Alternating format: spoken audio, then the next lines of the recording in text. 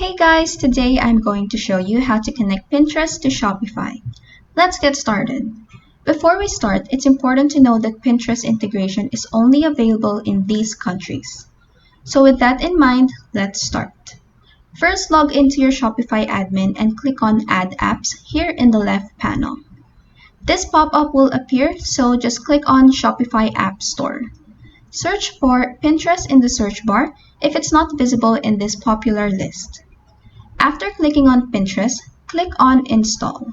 Then this new tab will appear. Click on Install again. In this new page, click on Connect Pinterest Account. This pop-up will appear where you just need to type in your Pinterest account. After that, click on Give Access.